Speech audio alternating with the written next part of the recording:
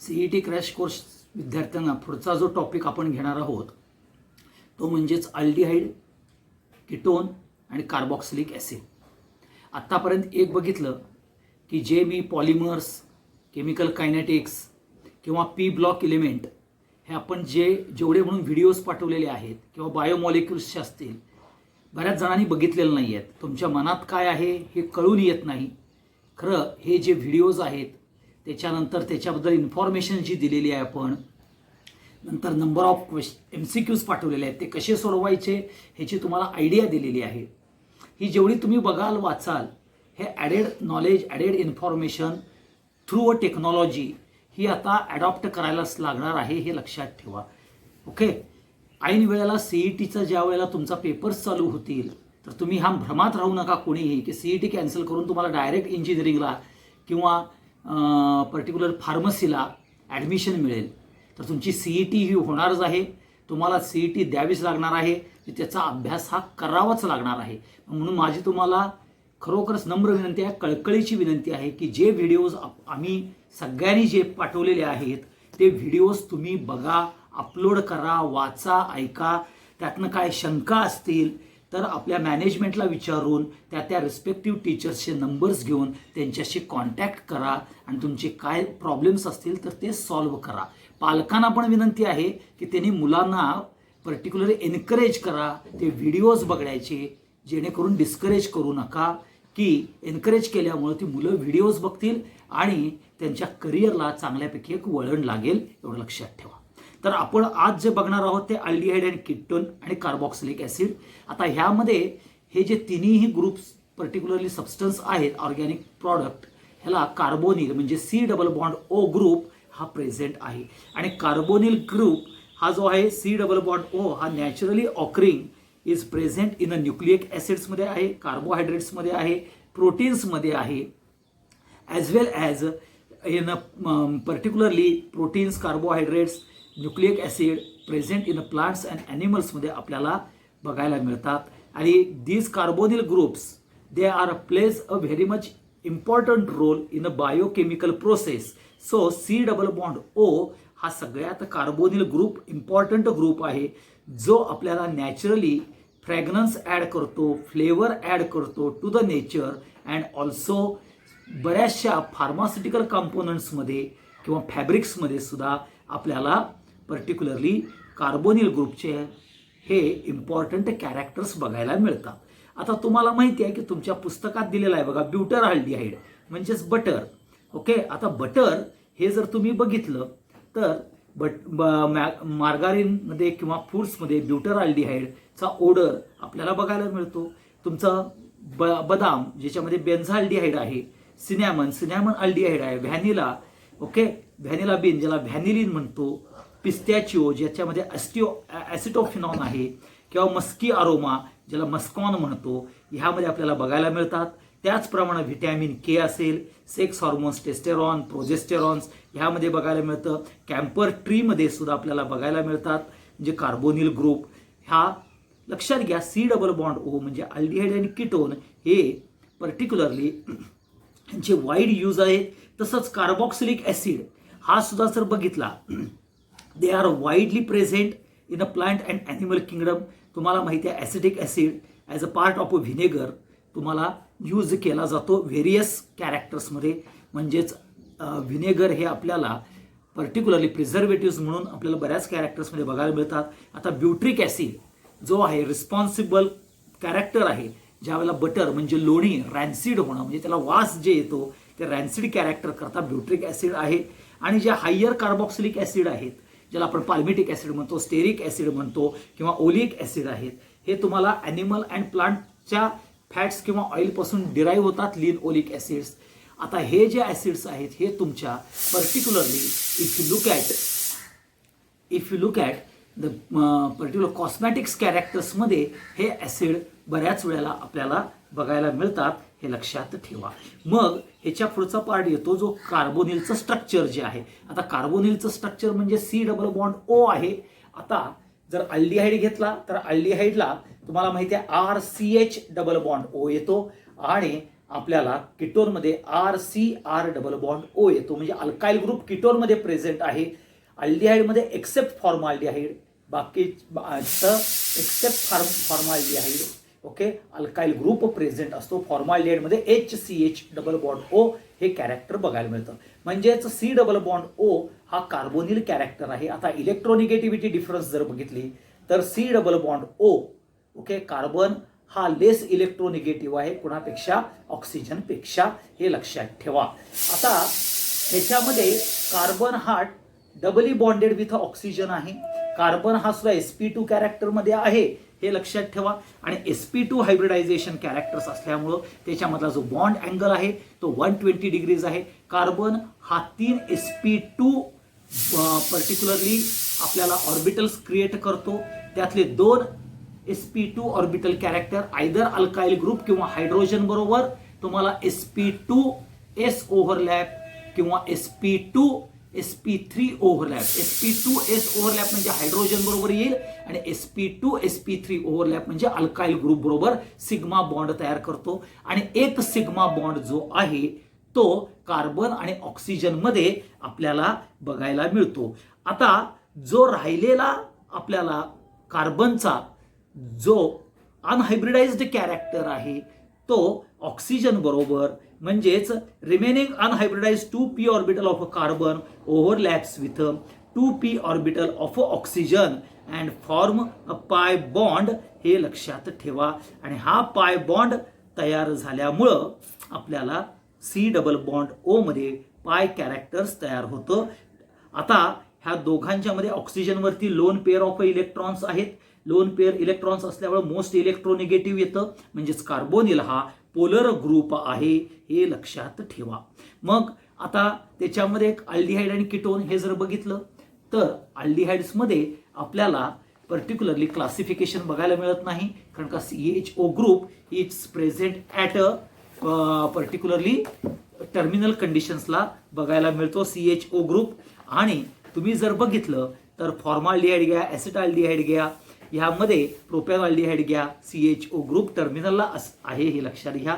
आणि कीटोनमध्ये C double bond O हा terminal ग्रुपमध्ये नाही आहे. टर्मिनलला नसल्या कारणानं तुम्हाला कीटोनमध्ये सिंपल किंवा सिमेट्रिकल कीटोन आणि मिक्स्ड किंवा अनसिमेट्रिकल कीटोन हे तुम्हाला बघायला मिळतात, हे लक्षात ठेवा.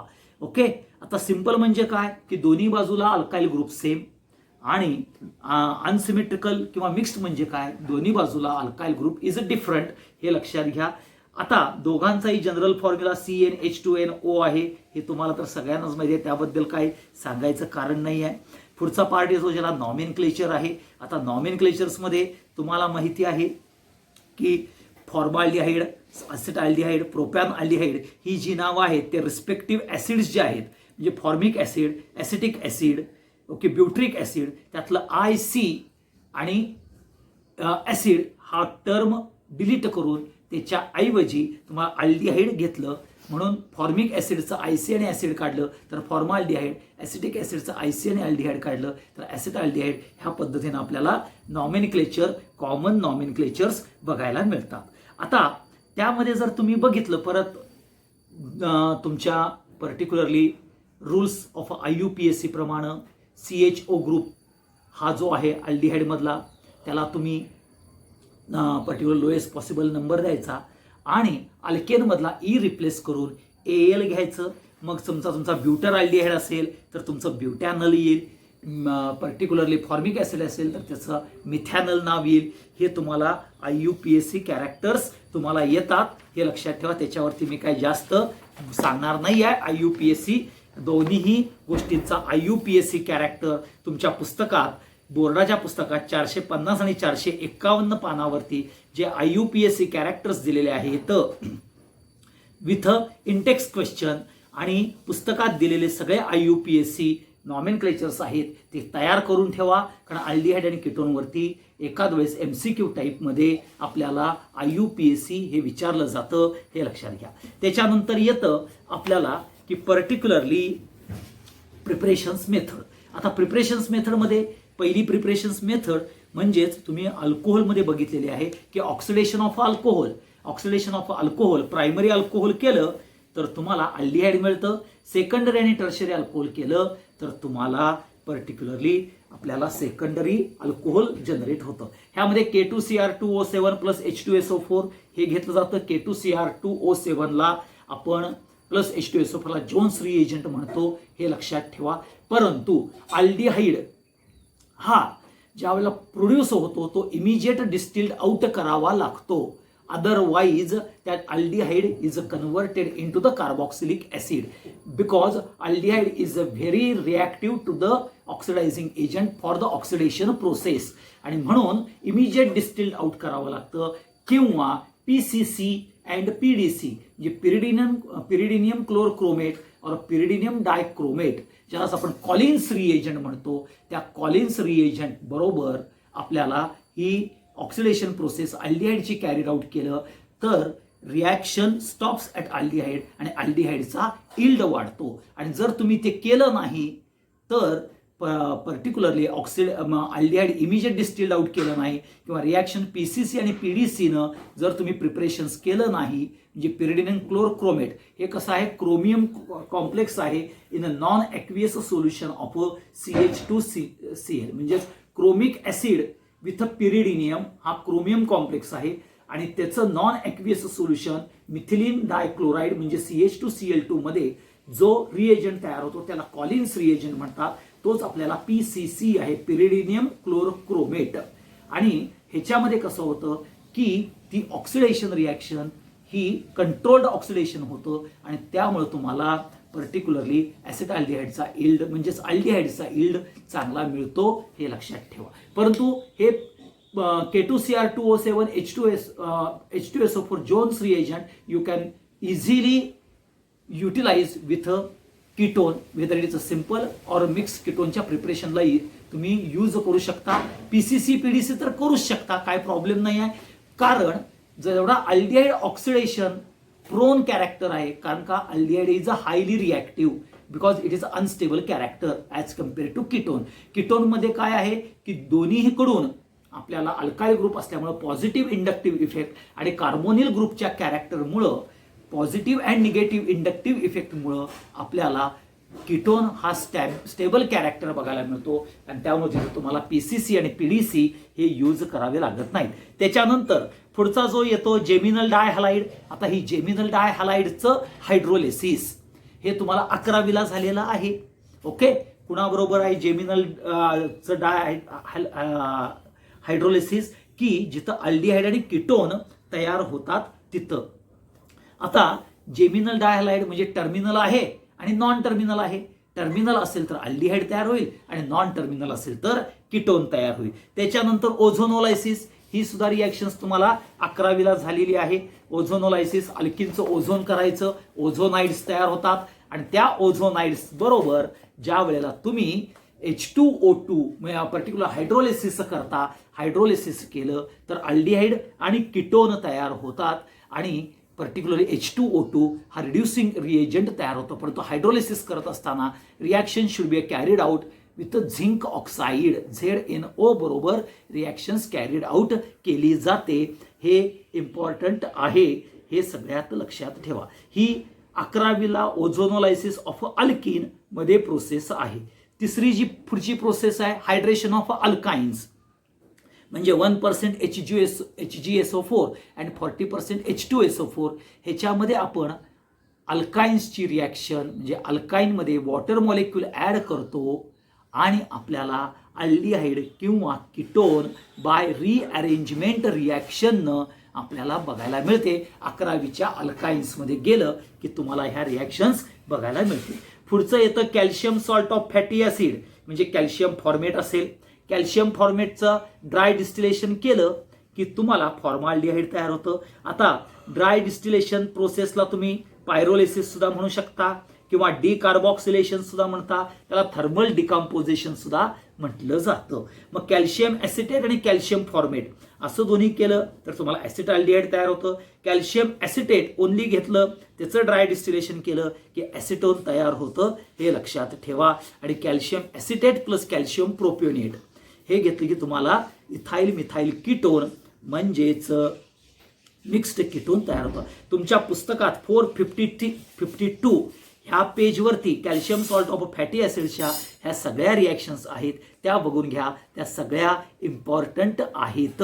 ओके, आता पुढचा जो पार्ट येतो रिॲक्शन्समध्ये, जो आपल्याला येतं की सगळ्यात इम्पॉर्टंट म्हणजेच अल्काइल नायट्राइल आणि इस्टर्स बरोबर. आता अल्काइल नायट्राइल म्हणजेच RC∼N, ह्याच्यामध्ये SnCl2 stannous chloride plus dilute HCl. ह्यामध्ये काय होतं, stannous chloride with dilute HCl म्हणजे in presence of hydrochloric acid hydrolysis होतं. आणि काय होतं आपल्याला लक्षात घ्या, इमाइन कॉम्प्लेक्स तयार होतो. काय तयार होतो, इमाइन कॉम्प्लेक्स तयार होतो. कारण ह्यामध्ये नॅसंट हायड्रोजन जो आहे तो कार्बन वरती आणि नायट्रोजनला ऍड होतो आणि इमाइन कॉम्प्लेक्स किंवा इमाइन क्लोराईड कॉम्प्लेक्स तयार होतं आणि त्याचं हायड्रोलिसिस केलं की तुम्हाला अल्डिहाइड आणि NH4Cl बघायला मिळतो. त्याच्यानंतर पुढचा जो अल्काइल नायट्राइल्सच रिडक्शन कॅरीड आउट केलं जातं बाय डायबाल H. डायबाल H म्हणजे डाय आयसोब्युटाइल अल्युमिनियम हायड्राइड. ओके, ह्या डायबाल Hचं हायड्रोलिसिस केलं की तुम्हाला पर्टिक्युलरली अल्काइल नायट्राइलचं कन्व्हर्जन अल्डिहाइडमध्ये किंवा आपल्याला अनसॅच्युरेटेड नायट्राइलचं कन्व्हर्जन अनसॅच्युरेटेड अल्डिहाइडमध्ये सुद्धा रूपांतर होतं. पेज नंबर 453 मध्ये या रिॲक्शन्स बघून घ्या. पुढं इस्टर्स. ओके, पार्शली डायबाल H न तुम्ही पर्टिक्युलरली त्याचं रिडक्शन करू शकता. डायबाल H न पार्शली रिडक्शन केल्यानंतर ॲट 195 डिग्री सेल्सिअसला म्हणजे लोअर टेम्परेचरला रिडक्शन केलं तर तुम्हाला अल्डिहाइड हा प्रॉडक्ट तयार होतो. तुमच्या पुस्तकात मिथाइल डो डिकॅनोएट हा इस्टर्स घेतलाय आणि त्याची रिॲक्शन दिलाय. तर डो डिकॅनल कितीही हायर मॉलिक्युलर वेटचा आपल्याला इस्टर असेल तर डो डिकॅनल हा प्रॉडक्ट तयार होतो. पुढचा पार्ट येतो जे ग्रिग्नार्ड्स रिएजंट बरोबर आहे, म्हणजे अल्काइल सायनाइड बरोबर. ओके, फक्त हायड्रोजन सायनाइड जर सोडलं तर बाकीचे अल्काइल सायनाइड हे तुम्हाला कीटोनच देणार. हे लक्षात ठेवा, बाकीचे सायनाइड हे तुम्हाला कीटोनच देणार, हे डोक्यात ठेवा. हे इम्पॉर्टंट. फक्त हायड्रोजन सायनाइड हा तुम्हाला अल्डिहाइड देईल, परंतु त्या अल्डिहाइडचा इल्ड कमी आहे. म्हणून Grignard's reagent when under reacts with particularly nitrile alkyl cyanide, तर ही रिॲक्शन टुवर्ड्स कीटोन करता आहे आणि स्टीफन रिॲक्शन जी ही फक्त अल्डिहाइड करता आहे. एवढं लक्षात ठेवा. ह्या सगळ्यात इम्पॉर्टंट कॅरेक्टर्स आहेत. आता ॲरोमॅटिक हायड्रोकार्बन्समध्ये तुम्हाला माहिती आहे इटार्ड रिॲक्शन जे आहे, टोल्यूनचं कन्व्हर्जन. ओके, टोल्यूनचं कन्व्हर्जन क्रोमाइल क्लोराईड CrO2Cl2 बरोबर क्रोमियम कॉम्प्लेक्स त्याचा हायड्रोलिसिस केलं की बेन्झाल्डिहाइड तयार होतो. त्याला इटार्ड रिॲक्शन म्हणतात. मग आता हिचं लक्षात ठेवायचं, इटार्डमध्ये काय वापरले, कुठला कॉम्प्लेक्स तयार होतोय हे महत्वाचं. ओके, त्याच्यानंतर कमर्शियल मेथड कुठली आहे तर टोल्यूनचं क्लोरिनेशन. ओके, साईड चेनचं क्लोरिनेशन होतं. टोल्यूनचं म्हणजे CH3चं साईड चेन क्लोरिनेशन होऊन बेन्झाइल क्लोराईड होतं, त्याचं हायड्रोलिसिस. ती कमर्शियल मेथड म्हणजेच टोल्यूनचं क्लोरिनेशन म्हणजेच Cl2 विथ UV लाईट. हे लक्षात ठेवा. गॅटरमॅन कोच फॉर्म्युलेशन मध्ये काय होतं, बेन्झिन रिंग बरोबर कार्बन मोनॉक्साईड आणि hydrochloric acid under pressure in presence of anhydrous AlCl3 बरोबर रिॲक्शन करतो. म्हणजेच in presence of anhydrous AlCl3 as a catalyst घेऊन तुम्हाला बेन्झाल्डिहाइड तयार होतो. त्याला गॅटरमॅन कोच म्हणतात. पुढे फ्रिडलक्राफ्ट असायलेशन. बेन्झिन बरोबर इथानाइल क्लोराईड म्हणजेच ॲसिटाइल क्लोराईड ज्याला म्हणतो CH3C डबल बॉन्ड OCl म्हणजेच असायलेशन म्हणतो आपण त्याला. ते असायलेशन केलं की ॲसिटोफेनॉन मिळतं तुम्हाला. ओके, आणि ह्या सगळ्या रिॲक्शन्स फ्रिडलक्राफ्ट असायलेशन, फ्रिडलक्राफ्ट अल्कायलेशन 11वीला झालेल्या आहेत. आता बेन्झॉईल म्हणजेच BENZOYL बेन्झॉईल म्हणजेच बेन्झिनवरती C डबल बॉन्ड OCl हा ग्रुप ज्यावेळेला लागतो आणि PDBaSO4 बरोबर रिॲक्ट करतं तर बेन्झाल्डिहाइड तयार होतं. हे लक्षात ठेवा. आणि सगळ्यात शेवटची जी आहे ज्याला डाय अल्काइल कॅडमियम रिॲक्शन्स म्हणतात. म्हणजेच RMgX बरोबर CdCl2 ची रिॲक्शन करतात. R2CD हा डाय अल्काइल कॅडमियम तयार होतो आणि त्याच्या बरोबरीनं ॲसिटाइल क्लोराईड म्हणजेच RC डबल बॉन्ड OCl केलं की तुम्हाला पर्टिक्युलरली असाइल क्लोराईड पासून म्हणजेच ॲसिटाइल क्लोराईड विथ ग्रिग्नार्ड्स रिएजंट पासून तुम्हाला कीटोन हा जनरेट होतो. मग त्यात सिंपल कीटोन असेल किंवा मिक्स्ड कीटोन असेल, हे दोन्हीही तुम्हाला प्रोड्यूस होतात. आणि म्हणून इटार्ड रिॲक्शन, रोझुनमंड रिॲक्शन, गॅटरमॅन कोच फॉर्मायलेशन आणि कमर्शियल मेथड ह्या मेथड्समध्ये काय बघायचं राजानो, तर त्याच्यामध्ये particularly under which condition okay which reagent हे यूज केलेलं आहे. मग chromium complex, chromyl chloride okay Cl2 with HNu okay carbon monoxide with HCl, अनहायड्रस AlCl3 ह्या सगळ्या गोष्टी तुम्ही बघायच्या आहेत. आता तुम्हाला मी पर्टिक्युलरली तो चार्ट एक पाठवतो अल्डिहाइड आणि कीटोनच्या प्रिपरेशन्स मेथडच्या. तो प्रिपरेशन्स मेथडचा ज्यावेळेला तुम्ही हे चार्ट बघाल त्यावेळेला तुमच्या लक्षात येईल की आपण ह्या रिॲक्शन्स बघितलेल्या आहेत. तो चार्ट बघितल्यावर तुम्हाला सगळ्या प्रिपरेशन्स मेथड इझिली आठवू शकाल तुम्ही. हा इम्पॉर्टंट कॅरेक्टर ओके. आता ह्यामध्ये सुद्धा ह्या चार्टवरनं तुम्ही जर रिॲक्शन्स बघितल्या तर तुमच्या प्रिपरेशन्स मेथड ह्या इझिली फाइंड आउट होतात. आता फिजिकल प्रॉपर्टीज आपण बघूया. आता फिजिकल प्रॉपर्टीजमध्ये तुम्हाला आपण म्हणतोय की त्याच्यामध्ये ओडर काय आहे, बॉइलिंग पॉईंट काय आहे, ह्या सगळ्या कॅरेक्टर्स आपण बघतो. आता फिजिकल स्टेट्स काय आहे, lower aldehydes and ketones are colourless आहेत. आता अल्डिहाइड्स कसे आहेत, हे होलाटाईल लिक्विड्स आहेत, परंतु कीटोन कसे आहेत, मोबाईल लिक्विड्स आहेत. Okay. Particularly higher member of aldehyde and ketone they gives a fruity odour देतात. आणि म्हणून बघा जे नेलपेंट रिम्यूव्हर हे ॲसेटोन यूज केलं जातं, हे लक्षात ठेवा.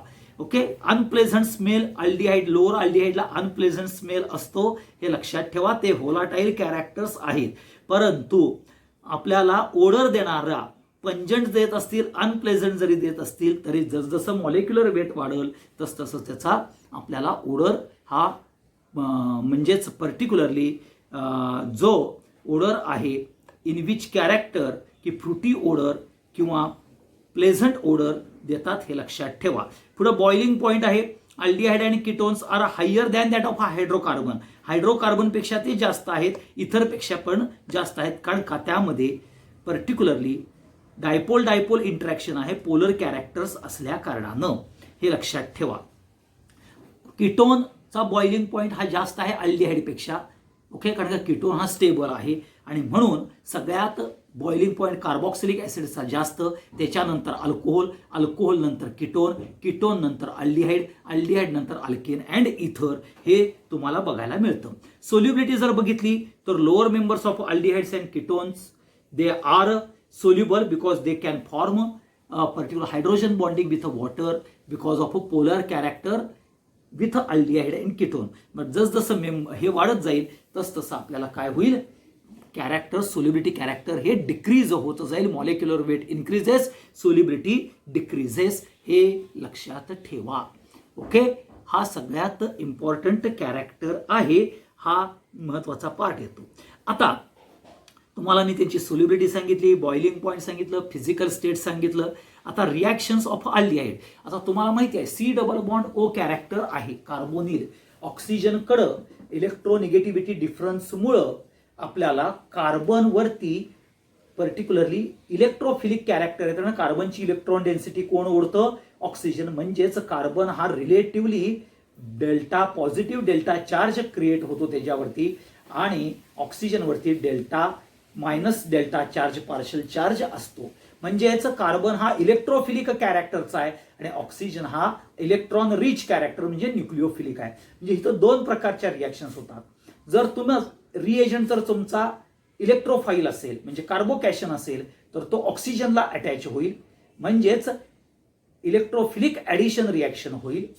किंवा जर न्यूक्लिओफाईल असेल तर न्यूक्लिओफिलिक ॲडिशन रिॲक्शन ही कुठं होईल, कार्बोनिल कार्बनला होईल. आता ह्या दोन्हीही आपल्याला पर्टिक्युलरली जर तुम्ही बघितलं दोन्हीही अपॉर्च्युनिटीज आहेत, प्रेफरन्स आहेत, आयदर इलेक्ट्रोफिलिक ॲडिशन किंवा न्यूक्लिओफिलिक ॲडिशन. परंतु लक्षात घ्या, इलेक्ट्रोफिलिक ॲडिशन रिॲक्शननं कार्बोकॅशन तयार होतो आणि न्यूक्लिओफिलिक ॲडिशननं आपल्याला पर्टिक्युलरली अल्कॉक्साइड आयन्स तयार होतात आणि alkoxide ions are more stable than particularly carbocation पेक्षा ते स्टेबल आहेत आणि ज्याची स्टेबिलिटी जास्त, ओके, त्याची रिॲक्टिव्हिटी जास्त असते. आणि म्हणून न्यूक्लिओफिलिक ॲडिशन रिॲक्शन ही अल्डिहाइड आणि कीटोनमध्ये प्रॉमिनंट आहे. म्हणून बघा, तुम्ही अल्कोहोलमध्ये जर बघितलं तर अल्डिहाइड आणि कीटोनच्या बरोबर फॉर्माल्डिहाइड, असिटाल्डिहाइड आणि ॲसिटोन बरोबर तुम्ही ज्या वेळेला ग्रिग्नार्ड्स रिएजंटची CH3MgI बरोबरची रिॲक्शन केला, त्यातला अल्काइल ग्रुप हा कार्बोनिल ग्रुपला अटॅच होतो, हे लक्षात ठेवा. त्यामध्ये CH3MgI मधला CH3 हा न्यूक्लिओफिलिक कॅरेक्टर आहे. म्हणून न्यूक्लिओफिलिक ॲडिशन रिॲक्शन्स बघायला मिळतात. म्हणजे इथं तुम्हाला ॲडिशन रिॲक्शन्स हा महत्वाचा आहे. आता ह्या ॲडिशन रिॲक्शन्समध्ये लक्षात घ्या की मेजर रोल अल्काइल ग्रुपचा आहे आणि अल्काइल ग्रुप काय करतात, पॉझिटिव्ह इंडक्टिव्ह इफेक्ट देतात. पॉझिटिव्ह इंडक्टिव्ह इफेक्ट म्हणजे त्याची इलेक्ट्रॉन डेन्सिटी ही कार्बोनिल कार्बनवरती येते आणि कार्बोनिल कार्बनवरती ती जर आलं तर त्याची इलेक्ट्रोफिलिक कॅरेक्टर कमी होतं. मग इलेक्ट्रोफिलिक कॅरेक्टर कमी आलं तर इझिली न्यूक्लिओफिलिक ॲडिशन होईल का, तर होणार नाही. कारण तिथं आपल्याला इलेक्ट्रोफिलिक कॅरेक्टर म्हणजे positive character of carbonyl carbon हा इम्पॉर्टंटच आहे, हे लक्षात ठेवा. Positive inductive effect of alkyl ग्रुपमुळं electrophilic character of carbonyl carbon हे कमी कमी होत जातं. मग ते ॲसिटाल्डिहाइड असेल, ब्युटरअल्डिहाइड असेल, प्रोपॅनअल्डिहाइड असेल आणि कीटोनमध्ये जर दोन दोन अल्काइल ग्रुप आहेत, हे लक्षात ठेवा. म्हणजे कार्बोनिल कार्बनचं इलेक्ट्रोफिलिक कॅरेक्टर कमी कमी होऊन आपल्याला त्याला इलेक्ट्रोनिगेटिव्ह कॅरेक्टर, ओके, हे वाढायला लागतं. आणि म्हणून जर बघितलं तर रिॲक्टिव्हिटी ही जसजसं मॉलिक्युलर वेट इन्क्रीज होतं तसतसं आपल्याला रिॲक्टिव्हिटी कमी होते. म्हणून फॉर्माल्डिहाइडची रिॲक्टिव्हिटी ही ॲसिटाल्डिहाइडपेक्षा जास्त,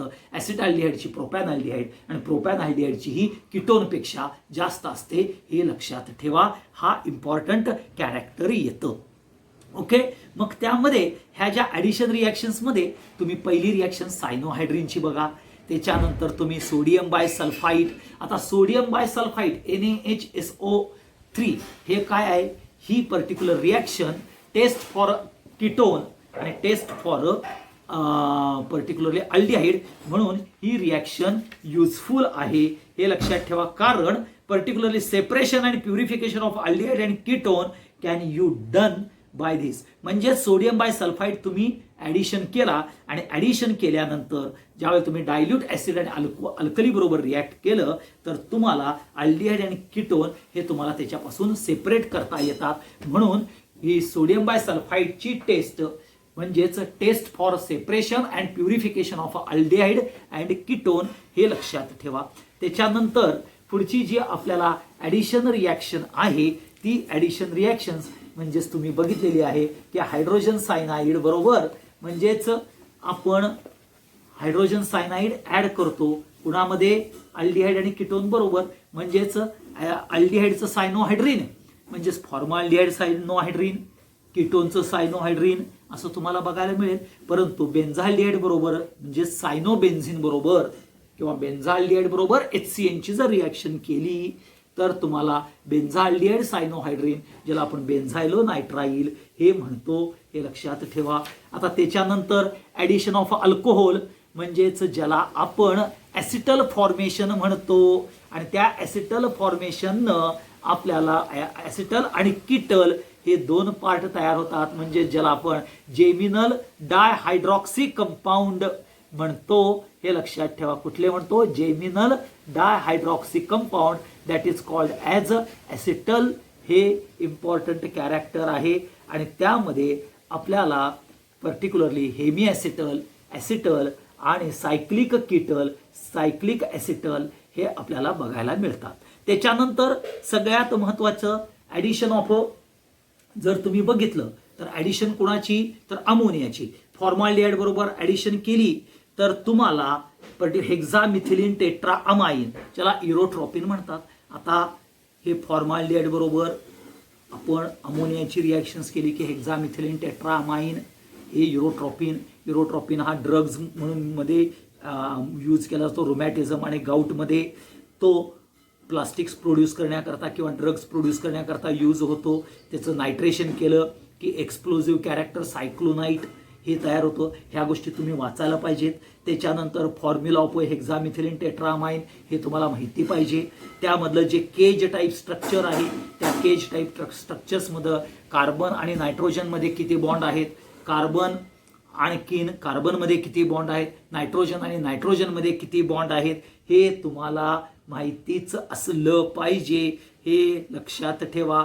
म्हणजेच केज टाईप स्ट्रक्चर्स असल्यामुळं हा सगळ्यात इम्पॉर्टंट आहे. पुढं ॲसिटाल्डिहाइड बरोबर ज्या वेळेला त्याची रिॲक्शन होईल, अमोनियाची ॲडिशन होईल, त्यावेळेला पहिल्यांदा अल्डिहाइड अमोनिया देईल. त्या अल्डिहाइड अमोनियाचं ज्यावेळेला तुम्ही हिट आउट कराल तर त्यावेळेला तुम्हाला इमाइन कॉम्प्लेक्स तयार होईल. आणि ते इमाइन कॉम्प्लेक्स म्हणजे 3 अल्डिहाइड इमाइन, ॲसिटाल्डिहाइड इमाइन एकत्र केलं तर सायक्लिक ट्रायमर्स तयार होऊन आपल्याला रिॲक्शन्स कॅरीड आउट तयार होते. हे लक्षात घ्या.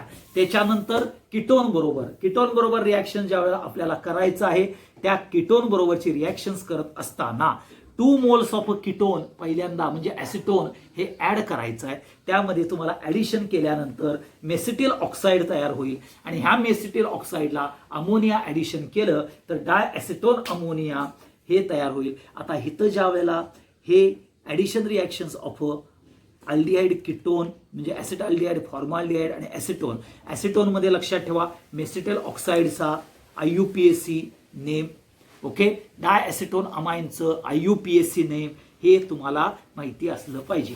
त्याच्या पुढची जी कॅरेक्टर रिॲक्शन्स येते ज्याला आपण कंडेन्सेशन रिॲक्शन म्हणतो. आता कंडेन्सेशन रिॲक्शन म्हणजेच काय की removal of a simple molecules like H2O और अल्कोहोल. आता तुम्हाला माहिती आहे की अल्डिहाइड आणि कीटोनमध्ये म्हणजे RCH डबल बॉन्ड O किंवा RCR डबल बॉन्ड O हे ज्या वेळेला अमोनियाचे डेरिव्हेटिव्ह म्हणजेच कुठले हायड्रॉक्सिल अमाइन असेल म्हणजेच NH2OH असेल, हायड्राझिन NH2NH2 असेल किंवा फिनाइल हायड्राझिन C6H5NH2 असेल किंवा आपल्याला 2,4-DNP 2,4 डाय नायट्रोफिनाइल हायड्राझिन असेल किंवा सेमी कार्बाझाईन असेल. ओके, आता सेमी कार्बाझाईन म्हणजेच NH2NHCONH2. आता ह्यामध्ये हे सगळे अमोनियाचे डेरिव्हेटिव्ह आहेत. त्यामध्ये NH2 कॅरेक्टर आहे आणि त्या NH2 वरती नायट्रोजन हा लोन पेअर आहे. हा लोन पेअर कॅरेक्टर असल्या कारणानं आपल्याला पर्टिक्युलरली हे ज्यावेळेला ॲड होतात अल्डिहाइड आणि कीटोन बरोबर त्याची रिॲक्टिव्हिटी म्हणजेच न्यूक्लिओफिलिक ॲडिशन्स होत असताना त्याची रिॲक्टिव्हिटी ही कमी आहे आणि म्हणून कंडेन्सेशन रिॲक्शन हे वीकली ॲसिडिक मीडियममध्ये तयार करतात. आता ह्या ज्यामध्ये हायड्रॉक्सिल अमाइन असेल, हायड्राझिन असेल किंवा फिनाइल हायड्राझिन असेल हे ज्यावेळेला रिॲक्ट करतात त्यावेळेला तुम्हाला स्पेसिफिक क्रिस्टलाइन सॉलिड प्रॉडक्ट तयार होतो. स्पेसिफिक मेल्टिंग पॉईंट आहे. म्हणजेच जर तुम्ही NH2OH हायड्रॉक्सिल अमाइन अल्डिहाइडला किंवा कीटोनला केला तर ते ऑक्झाईम्स तयार होतात. मग तो अल्डिहाइडचा ऑक्झाईम किंवा कीटोनचा ऑक्झाईम तयार होईल. किंवा तुम्ही NH2NH2 हायड्राझिन केलं तर अल्डिहाइडचा हायड्राझिन किंवा कीटोनचा हायड्राझिन हे तयार होईल. हे सगळे कसे आहेत क्रिस्टलाइन सॉलिड प्रॉडक्टच आहेत हे डोक्यात ठेवा आणि ह्यांचा स्पेसिफिक मेल्टिंग पॉइंट आहे. म्हणून condensation reaction identification, separation and purification of aldehyde आणि कीटोन करता म्हणजे टेस्ट फॉर अल्डिहाइड कीटोन करता व्हाया काय आहे मेल्टिंग पॉइंट जो फायनल प्रॉडक्ट तयार होतो solid crystalline product with phenyl हायड्राझिन with hydroxyl amine त्याच्यावरून तुम्हाला कुठला अल्डिहाइड आहे कारण स्पेसिफिक मेल्टिंग पॉइंट असतो आणि त्यामुळे तुम्हाला ते पर्टिक्युलर आयडेंटिफाय करता येतं आणि सेपरेशन पण करता येतं. दॅट इज नथिंग बट कुठली रिॲक्शन कंडेन्सेशन रिॲक्शन. ह्या कंडेन्सेशन रिॲक्शन मध्ये हायड्राझिन रिॲक्शन NH2NH2 रिॲक्शन लक्षात ठेवा. तीच तुम्हाला वुल्फ किश्नरमध्ये जर बघितली तर त्या वुल्फ किश्नर्समध्ये पहिल्यांदा अल्डिहाइड किंवा कीटोन हायड्राझिन तयार करतात आणि हायड्राझिन बरोबर ज्यावेळेला KOH म्हणजे पोटॅशियम हायड्रॉक्साईड किंवा टर्शरी ब्युटॉक्साइड विथ इथिलीन ग्लायकॉल हे हिट आउट केलं की तुम्हाला अल्केन ग्रुप तयार होतो, हे लक्षात ठेवा. म्हणजेच अल्केन तयार होतं. ही झाली वुल्फ-किशनर रिॲक्शन. तसंच तुम्हाला क्लेमन्स रिडक्शन आहे बघा, अल्डिहाइड आणि कीटोनचं ZnHg म्हणजे zinc अमालगम with a concentrated HCl, ह्यातनं तुम्हाला नॅसेंट हायड्रोजन मिळतो आणि अल्डिहाइड आणि कीटोनच्या कार्बोनिल कार्बन आणि ऑक्सिजनला हायड्रोजनची ॲडिशन होऊन आपल्याला पर्टिक्युलरली इथं अल्केन तयार होतात. इथं अल्कोहोल तयार होत नाही, तर इथं अल्केन तयार होतात. कार्बोनिल कार्बनला ॲडिशन आहे, हे लक्षात ठेवा. कुणाची? हायड्रोजनची. 2 हायड्रोजन तिथं ॲड होतात आणि तुम्हाला पर्टिक्युलरली अल्केन तयार होतं आणि 2 हायड्रोजन ऑक्सिजन बरोबर ॲड होऊन H2O हे बाहेर पडतात. म्हणून क्लेमन्स रिडक्शन, वुल्फ-किशनर रिडक्शन आणि त्याच्यानंतर बाय मॉलिक्युलर रिडक्शन ह्या रिॲक्शन्स तुम्हाला बघायला मिळतात. त्याच्यानंतर पुढचं जे आहे की अल्डिहाइडच्या रिड्युसिंग प्रॉपर्टीज आहेत. त्या रिड्युसिंग प्रॉपर्टीज म्हणजे फेलिंग सोल्युशन्स, टोलेन्स रिएजंट आणि स्किप्स रिएजंट्स. त्यातलं रिएजंट्स कुठले कुठले आहेत बघा. फेलिंग्स ए म्हणजे काय, फेलिंग्स बी म्हणजे काय, टोलेन्स रिएजंट काय आहे, तो सिल्वर मिरर टेस्ट देतो. फेलिंग सेल्स क्युप्रस ऑक्साईडचं ब्रिक रेड PPT देतो. त्यामध्ये कॉपरची पहिल्यांदा +2 ऑक्सिडेशन स्टेट आहे, क्युप्रस ऑक्साईडमध्ये +1 आहे, म्हणजे तो रिड्यूस कॅरेक्टर आहे. स्किप्स रिएजंटमध्ये पॅरा रॉस ॲनिलिन हायड्रोक्लोराईड हा यूज करतात, ज्याचा मॅजेंटा कलर असतो. त्यामध्ये आपण SO2 गॅस ॲड केला जातो, जो ब्लिचिंग आहे तो स्किप्स रिएजंट म्हणून यूज केला जातो. आणि शेवटी येते हॅलोफॉर्म टेस्ट येते. आणि ह्या हॅलोफॉर्म टेस्टमध्ये महत्त्वाचे कॅरेक्टर काय आहेत? ज्या अल्डिहाइड अँड कीटोनमध्ये किंवा ज्या ऑर्गॅनिक कंपाऊंडमध्ये CH3CO ग्रुप प्रेझेंट असेल तरच आयडोफॉर्म टेस्ट म्हणजेच हॅलोफॉर्म टेस्ट आपल्याला बघायला मिळतं. पुढचा पार्ट येतो ज्याला आपण अल्डोल कंडेन्सेशन म्हणतो. आता अल्डोल कंडेन्सेशन म्हणजेच 2 अल्डिहाइडिक मॉलिक्यूल किंवा 2 कीटोनिक मॉलिक्यूल हे आपल्याला इंटरॅक्ट करतात आणि हे इंटरॅक्ट करत असताना ह्यामध्ये लक्षात घ्या, पर्टिक्युलरली अल्डोल कंडेन्सेशनमध्ये अल्फा कार्बन असलेला अल्फा कार्बन. आता अल्फा कार्बन म्हणजेच कुठला? Adjacent to carbonyl carbon. Adjacent to carbonyl carbon त्याला अल्फा कार्बन म्हणतात. अल्फा कार्बन असलेलेच अल्डिहाइड आणि कीटोन अल्डोल कंडेन्सेशन देतात. म्हणजेच फॉर्माल्डिहाइड आणि बेन्झाल्डिहाइड देणार नाहीत, बाकीचे अल्डिहाइड आणि कीटोन्स देतात. त्यामध्ये काय होतं? Alpha hydrogen of aldehyde and ketone हा ॲसिडिक इन कॅरेक्टर आहे. आणि कशामुळं? तर स्ट्रॉंग इलेक्ट्रॉन विड्रॉईंग इंडक्टिव्ह इफेक्ट आणि रिझोनन्स स्टॅबिलायझेशनमुळं आपल्याला कॅरेक्टर्स होतं. आणि ही रिॲक्शन अल्डोल कंडेन्सेशनची NaOH, KOH किंवा सोडियम बायकार्बोनेट म्हणजे 10% NaOH, KOH किंवा सोडियम बायकार्बोनेट आणि जर कीटोन असेल तर बेराटा वॉटर BaOH ट्वाईसमध्ये ही केली जाते. आणि ह्यामध्ये अल्डिहाइड आणि अल्डिहाइडिक ग्रुप आणि कीटोनिक ग्रुप हे एकत्र असतात, हे लक्षात ठेवा. आणि ह्यामध्ये लक्षात घ्या, आपल्याला पर्टिक्युलरली इन धिस रिॲक्शन जे न्यूक्लिओफिलिक ॲडिशन रिॲक्शन होत असताना ओके एका मॉलिक्यूलचा अल्फा कार्बन असलेला फर्स्ट मॉलिक्यूल्सच्या कार्बोनिल कार्बनला अटॅच होतो आणि मायग्रेशन ऑफ हायड्रोजन हे कार्बोनिल ग्रुपच्या फर्स्ट मॉलिक्यूल्सला अटॅच होतो आणि आपल्याला अल्डोल कंडेन्सेशन हे बघायला मिळतं. मग आता हे जे अल्डोल कंडेन्सेशन आहे, ह्या अल्डोल कंडेन्सेशनमध्ये जर तुम्ही बघितलं तर अल्डोल कंडेन्सेशनमध्ये आपल्याला इम्पॉर्टंट कॅरेक्टर्स हे जर तुम्ही जर अल्डोल कंडेन्सेशन्समध्ये जर घेतला तर ह्यामध्ये काय होतं? मायग्रेशन ऑफ, आता मायग्रेशन कुणाचं होणार आहे? तर migration of particularly alpha hydrogen असलेला, म्हणजेच लक्षात घ्या इथं काय आहे की न्यूक्लिओफिलिक ॲडिशन रिॲक्शन आहे. Okay, in this reaction alpha carbon atom of one molecule of a carbonyl gets attach to a carbonyl atom. Okay, आणि मायग्रेशन ऑफ अल्फा हायड्रोजन हे सायमल्टेनियसली घडतं आणि तुम्हाला अल्डिहाइडिक ग्रुप आणि OH ग्रुप किंवा ketonic group आणि OH group हे present असतात आणि अल्डोल तयार होतं, हे लक्षात ठेवा. त्याच्यानंतर पुढचं येतं क्रॉस अल्डोल. क्रॉस म्हणजेच काय, ॲसिटाल्डिहाइड विथ प्रोपॅनॉल्डिहाइड, ॲसिटाल्डिहाइड विथ ॲसिटोन, हे तुम्हाला बघायला मिळतात. त्या क्रॉस ऑल्डोलवरती जास्त तुम्हाला महत्त्वाचा पार्ट विचारला जातो. पुढचा येतो कॅनिझरोज रिॲक्शन्स.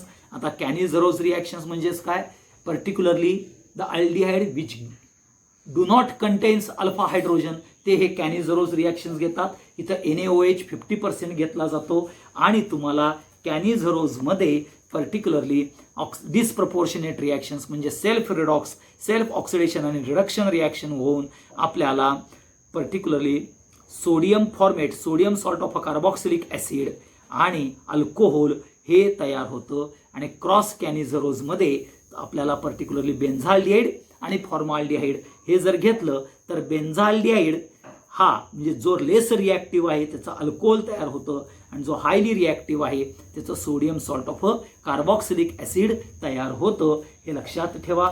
हा महत्त्वाचा पार्ट येतो क्रॉस अँड ह्याच्यामध्ये. मग त्याच्यानंतर तुम्ही इलेक्ट्रोफिलिक सबस्टिट्यूशन कॅरेक्टर्स आहेत. आता अल्डिहाइडिक आणि किटोनिक ग्रुप काय आहेत, इलेक्ट्रॉन विड्रॉइंग ग्रुप आहेत आणि त्यामुळे तुम्हाला मेटा पोझिशनला ॲडिशन बघायला मिळते. मग बेन्झाल्डिहाइड असेल तर बेन्झाल्डिहाइड बरोबर मेटा पोझिशन काढा, त्या मेटा पोझिशनला तुम्हाला अल्डिहाइड बघायला मिळेल. म्हणजेच नायट्रेशन केलं तर मेटा नायट्रोबेन्झाल्डिहाइड, क्लोरिनेशन केलं तर मेटा क्लोरोबेन्झाल्डिहाइड, असं तुम्हाला प्रॉडक्ट तयार होतील. मग त्याचे युजेस बघूया.